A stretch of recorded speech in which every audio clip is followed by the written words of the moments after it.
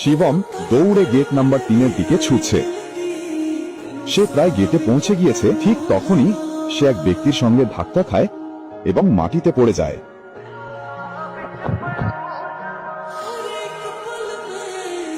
Sir, আপনি ঠিক আছেন? তুমি কি অন্ধ? এটা এয়ারপোর্ট, কোনো কলোনির পার্ক নয়। কে এই ভিখারিকে ভেতরে ঢুকতে দিল? আমি তাড়াহুড়ো করছিলাম, তাই ধাক্কা লাগলো। আমাকে যেতে দিন না, হলে আমার ফ্লাইট মিস হয়ে যাবে। দয়া করে। তুমি ফ্লাইটের কথা বলছো? আমি তোমাকে এয়ারপোর্টে 2 মিনিটও দাঁড়াতে দেব না, বুঝলে? তুমি জানো না কার সঙ্গে ধাক্কা খেয়েছো? তুমি আমার বসের সঙ্গে ধাক্কা খেয়েছো। তুমি জানো না উনি কে? উনি প্রাইম এয়ারলাইন্সের মালিক।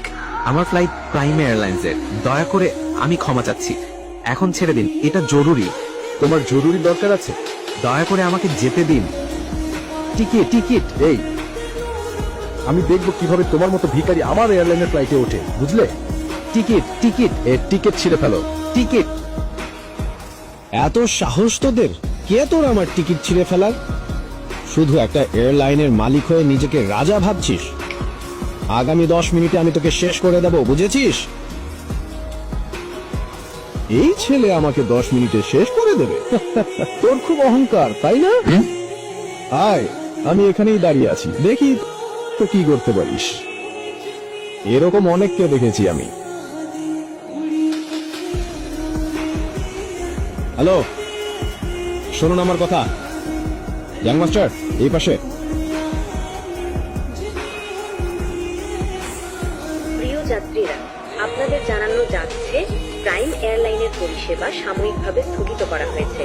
আমরা এই অসুবিধার জন্য আন্তরিকভাবে দুঃখিত। সমস্ত যাত্রীদের অনুরোধ করা হচ্ছে আমাদের অফিসিয়াল ওয়েবসাইট অথবা হেল্পলাইনে যোগাযোগ করে তথ্য সংগ্রহ করুন। অথরিটি, আমার অনুমতি ছাড়া, কোনো নোটিশ ছাড়াই এই ঘোষণা কেন হচ্ছে? স্যার, ওপর থেকে তৎক্ষণাৎ নির্দেশ এসেছে। নির্দেশ? আপনার লাইসেন্স বাতিল করা। কি বলছো? প্রাইম এয়ারলাইন্স এখন ব্যান হয়েছে। আপনি যদি কিছু বলতে চান পরে বলবেন। হ্যালো, আমাদের অফিসিয়াল ওয়েবসাইট অথবা হেল্পলাইনে যোগাযোগ করে তথ্য সংগ্রহ করুন। আমি তো বলেছিলাম 10 মিনিটের মধ্যে তোমাকে শেষ করে দেব। প্রিয় যাত্রীরা, তোমার এয়ারলাইন ব্যান করিয়ে দেব। তোমাকে রাস্তায় নিয়ে আসবো। তুমি একজন সাধারণ মানুষ, আমরা এই অসুবিধার জন্য তুমি কিভাবে এটা করতে পারো?